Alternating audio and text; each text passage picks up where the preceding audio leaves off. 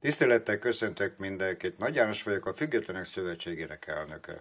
Engedjék meg, hogy egy teljesen új társadalmi formát, ahol nincs jobb oldal, nincs bal oldal, mind ahogy mi sem tartozunk, se jobb oldal, se bal oldal, egyértelmű, alulról szervezkedő és népítélő új szervezet. Elsődlegesen engedjék meg, hogy rövid programot ajánljak önöknek. Mivel említettem, nincs jobb oldal, nincs bal oldal. Példa erre, hiába elvezünk egy csónakba, akár jobb oldalról, akár bal oldalról, igaz, hogy haladunk, de csak körbe-körbe. Jelenlegi héjárajós azt mutatja, ki tud többet lopni és csalni. Éppen ezért ez az elsődleges, amit nagyon rövid időn belül meg kell szüntetnünk. Ezért lényeges és meghatározó az, hogy a mentelmi jogokat azonnali hatállyal megszüntetni, és azonnali hatállyal megszüntetni az olyan, hogy elévülés. Tehát magyarul 90-ig teljes elszámoltatás lesz mindenki részére. Nincs olyan, hogy elsumákoltuk a vagyonokat, cégek, vállalkozások, különböző vállalkozások, jogutód nélkül megszűntünk, lenyújtunk jó sok millió adót, meg egyebeket, minden, és élünk, mint Marci Evese, és ezt eljátszottuk egy jó párszor, mert a magyar törvények lehetővé tették. Most innentől kezdve ez nincs. Tisztelt kormány, önök találták ki a visszamenőleges, most saját bőrükön tapasztalhatják, hogy milyen kellemes, jó érzés. Gratulálok. Tehát ennyit az elszámoltatásról. A társadalmi béke megteremtéséhez szükséges az, hogy minden polgára, aki Magyarországon él és dolgozik, egyértelműen vonatkozó. Ez a minimális, alapvető politikai elvárás. Nincs diszkrimináció, nincs egyéb. Következő lépés a korrupció. Nagyon kemény.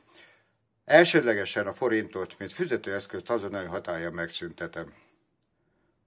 Csak bankkártyán keresztül működik minden egyes pénzmozgás, ami egy speciális rendszeren keresztül, egy speciális központba fog bevonulni, és ott ellenőrzésre kerül minden és mindenki, aki nagyobb összeget tesz be. Miért van erre szükség? Mondhatná az átlag kisember is, hogy így mondjam, és bocsánatot kérek tőlük. Hát akkor ebből nekem mi jó lesz abban, hogy én most bankkártyán fizetek az, hogy megszűnnek a zsebes pénzek, megszűnnek az, hogy a minimálbérre van mindenki bejelentve. Gondolkozzanak el azon, hogyha a lakosság 67%-a a minimálbérre van bejelentve, ha önök elmennek nyugdíjba, csúnyán mondom, és elnézést, a temetésükre sem lesz elegendő. A család legalább 20 évig fogja nyögni. Ezt meg kell szüntetni. Tisztességes bér, tisztességes munka után mindenkinek kijár. Alapvető feladatunk tehát a tökéletes lezárása annak, hogy bármilyen bűncselekmény árán valaki is előnyt szerezze. Tehát aki becsületesen él és dolgozik, az éljen meg, aki nem, úgy is mondhatnánk, hogy vége mind a botnak. És nem csak, hogy vége mind a botnak, de a családtagjára is vonatkozik. Tehát olyan nincs, és nem fogom elfogadni, hogy a vagyon kimentés során átadtuk a kutyának, macskának, nevére írattunk mindent, minden el lett kobozva. És megtudják, hogy milyen érzés az, amikor majd a létminimum alatt, vagy még az alatt jövedelemmel fognak rendelkezni. És a magyar nép elárverezi a vagyonokat, bekerül a közösbe, és minden egyes cég, a magyar kormánytól, a Magyar Nemzeti Banktól kezdve teljesen nyilvános lesz. Még az is, hogy mire vagy ki a költség, bármi fizetésektől kezdve, és ugyanez elvárás lesz minden egyes vállalkozás részéről. Tehát magyarul a korrupciót csak így tudom megszüntetni. Valamint 33% nettó jövedelmet kap az, aki feketén-fehéren bizonyítja, hogy korrupcióból vagy egyéb bűncselekményből származó jövedelemre szertett valaki. Lehet, hogy spécének tűnik, de nagyon meghatározó. A jövőre nézve csak tisztességes, becsületes polgárokra van szükség. Akinek nem tetszik, arrivederci, Róza, oda megy, ahol akar, vagy kiürítem a zsebem, tele lehet sírni, le lehet írni egy A4 sírólapra, aztán, ha úgy tetszik, és ráérek, elolvasom. Adózás. 1 millió forintig teljesen adómentes jövedelmet biztosítok. 1-től 3-ig 10 millió forintot, vagy 10%-ot, bocsánat, és 3-től 5 millió forintig 20% adót. Afölött mindenki 30% adót. Van olyan luxusadó, lesz keményen. Ez még tárgyalás része. Még nem tudok. Másik. Még kicsit vissza kell kanyarodnom. Az elszámoltatásnál nagyon szükséges és fontos. Nemzetközi bíróság lesz felállítva.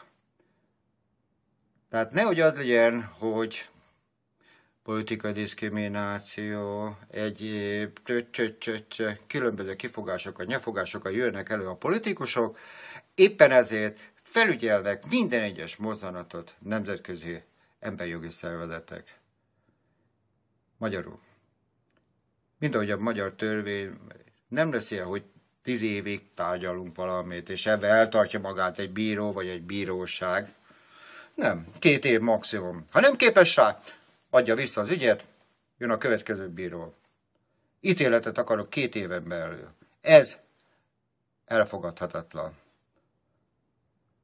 Hogy ma politikai álláspont szerint, politika szerint, kinek szimpatikus, kinek nem szimpatikus, hatályos törvényektől függetlenül döntenek emberek sorsai felett. Köszönöm szépen, ebből elég volt, és sok minden másból elég volt. Most a népakarat és a népítélet következik. Ha kell, befejezik 56-ot, és ezúttal szeretnék Csehszlovákiának köszönetet mondani, hogy 56-os forradalmat abban az időben nem jöttek el leverni. De elnézést kérek azért, hogy 68-ban viszont a Kádárék az önök forradalmát segített leverni. Ezt a szégyenérzetet tisztességes magyarok cipeljük a hátunkon. Még egyszer elnézést kérek érte.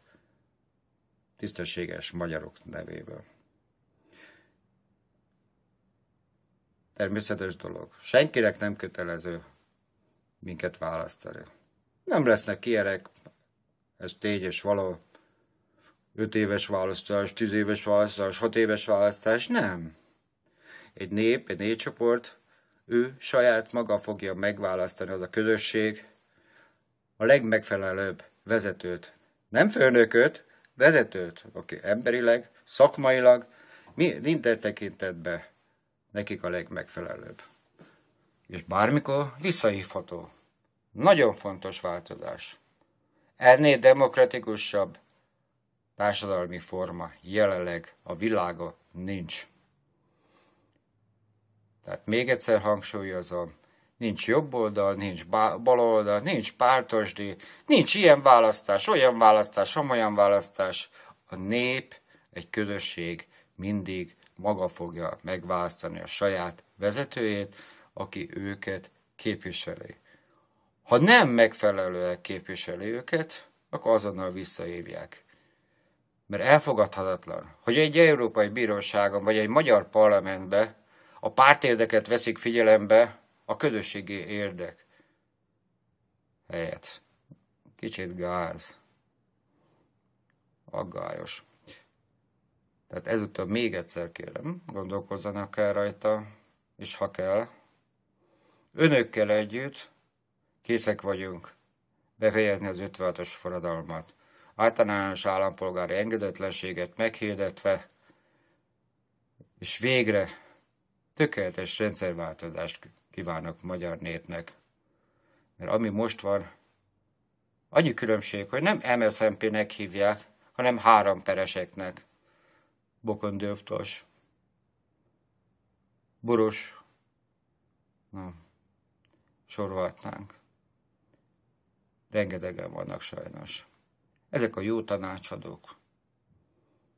Senki sem érdekes. De ha valaki úgy gondolja, hogy ez így tetszik, és tökéletes rendszerváltozás volt, kicsit gondolkozzon el rajta. Pozsgai abban az időben nagyon jól kitalálta, hogy kell a hatalmat átmenteni. És ha valakinek ez tetszik, akkor csak otthon siránkozzon, simogassa magát, nyafogjon. Aki nem, az viszont tegyen. Nem magáért, hanem a gyermekeért. Egyesről ne felejtsék el. Múlt hibáiból tanulni kell, és a jelenbe kell megteremteni a jövő feltételeit. Köszönöm a figyelmüket. Nagy János, Függetlenek Szövetsége.